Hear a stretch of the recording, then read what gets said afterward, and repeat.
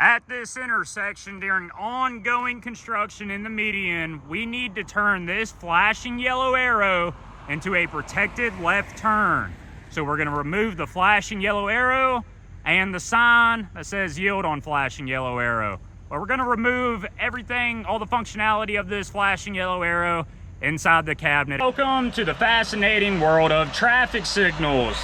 Today, we are going to be taking phase one inside of this intersection here, and we're going to be removing the overlap on that phase, which is a flashing yellow arrow, and we're going to make that a protected left turn in the time being during construction. So let's get right to it. First things first, inside of this cabinet, I also need to update the firmware on this M60 controller. Right now it's on 3.5.8D and we need it to be on 5.2.2. We're going to be able to do that through a USB thumb drive with the firmware already updated. If this was 3.5.7, we would have to pull this controller, download the firmware and everything onto our computer and transfer it over that way, which would take a little over half an hour. With the thumb drive, it's going to take about 5 minutes, so let's get to it. To figure out the baud rate to this port 2 on this controller, you can find that in utilities, and then go to configure ports, port 2 COM, and then you can see the baud rate is set to 5, which is 19,200.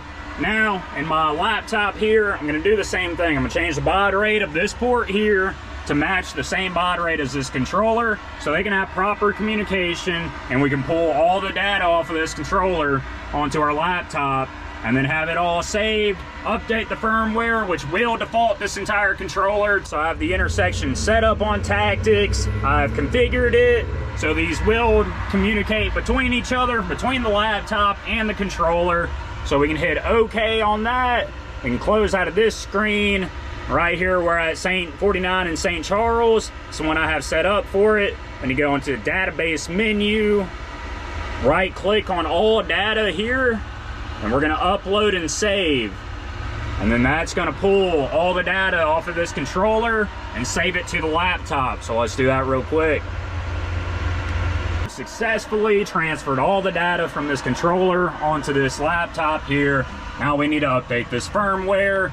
So what we need to do now is go into utilities, which is number 2. We're gonna hit number B right here. It's gonna say install software. I'm trying to update the firmware, so let's hit install software. And you can see that's the data that's on that thumb drive now, and it's 5.2.2, which we need. So let's press 1 on that, and then you'll see that it's validating the software file. This may take a second. And it's gonna reboot, and it's also gonna default this controller. So let's press enter, let's continue, and it's gonna start the installation. Now this is only gonna take a few minutes. The intersection is gonna go into flash, it's gonna restart the controller, it's gonna default it, but then it should be updated to the proper firmware, and then we'll take all the data back off of this laptop and put it into this controller here and have this intersection set up and running like it should be. And then we're going to change around that FYA to a protected left turn. And there we go, guys, just that easy. We now have the proper firmware on this controller. Again, super simple if you have 3.58 and above and you're trying to update your firmware. A little more complicated if you have a lower version of the firmware and you're trying to update it. Either or. We now need to get all this data back over to this controller, swap out some of our field cables, laptop hooks back up to it, but we still need to go back and change the baud rate into this controller. So utilities, configure ports, which is number 6, port 2 COM, and then we're gonna put a 5 underneath that, and I don't have access required. Let me go ahead and enter in the passcode to enable access to this controller so I can actually change up some of the settings. Be right back. And there we go. Now we have access to change all the settings into this controller. Let's go back into utilities, configure ports, port 2 COM, and we're gonna put that 5 underneath that to match our baud rate of our laptop. Now we need to go into the one we were already using, hit configuration on it, configure, let it do that real quick so they know they can communicate between each other, and then we can start downloading all the data to this this controller here. So there we go, access data configure successful, close out of that. St. Charles is updated to 5.2.2. Database menu is what we need to hit. This pulls up, right click on all data and download. Now it's going to download all the data we just pulled off of this controller before we had to default it and upgrade the firmware, and it's going to transfer it all back into this controller, and it'll be set up properly for this intersection. Hit OK.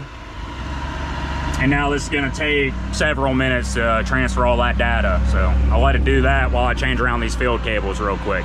If you're enjoying this video, don't forget to hit the like button and subscribe. Let's get right back into it. All right, there's not much to it to changing out the field cables. The only field cables I'm gonna need is gonna be this red black right here and this orange. I am gonna have to cut some zip ties, so I'm gonna cut a few of these real quick. And a bunch of spotters in here too. Let's pull these two cables off. About 13. This red one is hot here. Not anymore because it's off the lug. And we're gonna move it to the other side of the cabinet and land it on phase 1 across the cabinet. It is gonna look a little messy in the meantime, but we are coming back to fix this later. I'm gonna land the red black on phase 1 red and the orange on 1 yellow. The blue cable over here is already tied to the green out in the field. So don't need that. Then we need to pull this load cell out right here. Don't need it right now. And I have a couple jumpers inside of this bag, and we're gonna put that right there. That's just gonna make sure everything still gets monitored properly in this cabinet. Again, won't need the white black. And this is still doing what it needs to do. Once it's transferred up, I'll show y'all me removing the overlap. And then we got one more intersection we got to do, just about the same thing too. So, all right, so I've successfully transferred all the data from the laptop back to this controller, but we need to still remove those overlaps. So we're gonna hit unit data, number 3, which is overlap data. Go in there actually and uncheck phases 1 and 2 for the permissive and protect phase, and then can zero out the FYA on that guy. So that should remove the overlap. No more flashing yellow arrow for the time being while there's construction going on, and this was requested for us to come out and do. All right, so we have all our field cables moved around. That unprotected left turn is now a protected left turn on phase 1. Controller set up and on an updated firmware. Let's go ahead and ride down to the next intersection, and I'll give you all a little more of an overview at that one, but pretty much the same deal there. So let's go ride down there. So same thing at this intersection. We also need to update the firmware in this controller. Unfortunately, this one's on 3.57, so it's not going to be as simple as the last one was. I'm just going to transfer all the data to this controller, get it hooked up, and we will update the firmware at our shop later. Hidden thing in here. I actually swapped this. Should have used EDI. Yeah. All right, we got it all set up, configured together. It is extracting the data out of this controller onto the laptop, and then we will be able to import the data from the laptop to this controller here, and then get it installed into this cabinet here. Also down here, what we're gonna have to do is we need to change overlap A and overlap C to phase 5 and phase 1. So we're only gonna remove the red and the yellow from overlap A, same for overlap C, and we're gonna put the red on 1 red and the yellow on 1 yellow, and same for 5 red and 5 yellow. And then we're gonna take the overlap out of the controller and should have them running as protected left turn lanes, and then we're going to cancel detection on the southbound approach, the southbound left turn lane, so that they never get a green light because that left turn lane is closed for the time being until the work's done in the median. So all the data that we pulled from this controller is downloading onto this controller. Now is as good a time as any to put the intersection into flash. It's flashing out in the field now. Now we're gonna go ahead and start swapping some of our cables, our field cables around to change these overlaps and turn them into phase 1 and phase 5 from overlap A and overlap C. So let's do that now. So let's remove the red, remove the yellow on both.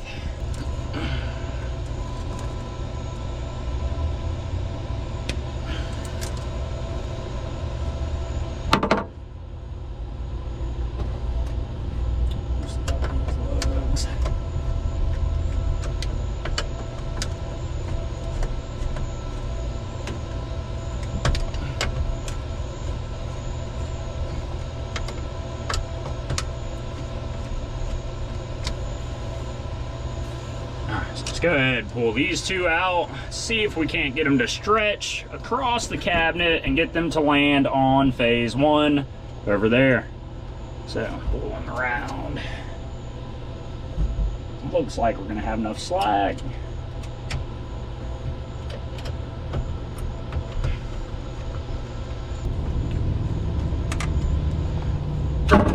All right, we have our field cables changed over. Let's go ahead and also remove the 2 load switches because we no longer need those for overlaps A or C. So with those being removed, we'll set them to the side for when we come back and reinstall those flashing yellow arrows.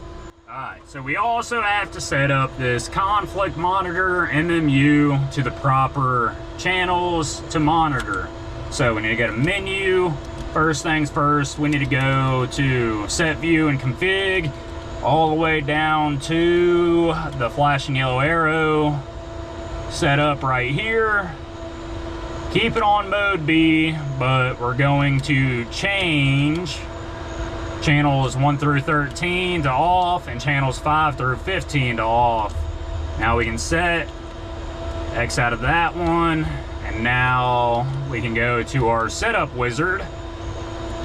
Click it right here. Now we need to use or select all of our unused channels here. So we're gonna go through, I wanna say we're not using phase 7 and 8. So select, then across the board, we don't have PEDs out here either. We're just gonna select all of these as well because we're not using them. Next, no pedestrian heads out here. These, and there you go. So I'm only gonna monitor phase 1 through 6, the red, yellow, green on each. Set, and now our conflict monitor is set up and ready to go. Our controller just finished downloading all the data from this controller onto this one here. So it's about ready to be swapped out. And then we got to change a little bit of things in here. All right, so we have the new controller installed into this cabinet. Now we need to take the overlaps out of this controller. So overlap data, take and put a 0 underneath the protect phase and a 0 under the permissive phase. Just go ahead and click and do the same there. So we have cleared out our overlaps in this controller. And I think that's about it. We ought to be able to take this out of flash and see if we have any kind of faults. But she's out of. And there we go. We have no faults. Gonna watch this intersection cycle, make sure it works like it should. And that is now going to be a protected phase instead of a unprotected left turn out there. They're just worried about sight distance in the median where people can't really see the oncoming traffic while they try to make that left turn. So they want protected phases for the time being. But I'm gonna watch it and I'll get right back with y'all. Before I leave out of this intersection and call this a job well done, I want to pull up into this left turn lane and just make sure that the vehicle detection's working properly and that I get a green light on this left turn lane. So let's pull up to it, and as you can see, it went green, meaning it's working like it should. Let's go down to the next intersection where we just did the same exact thing and just completely verify that that one's working as well. And this is the other intersection that we just did the same thing to, only on the southbound left turn lane side. So let's pull up to this southbound left turn lane here and just make sure we get a green light on this turn arrow. And there we go. We got all greens here. We are safe to make a left turn. These lights above me are red now, and we're nice and safe at these intersections. So those check out and all look good. If you learned something in this video, make sure to hit that subscribe button. And as always, thanks for watching.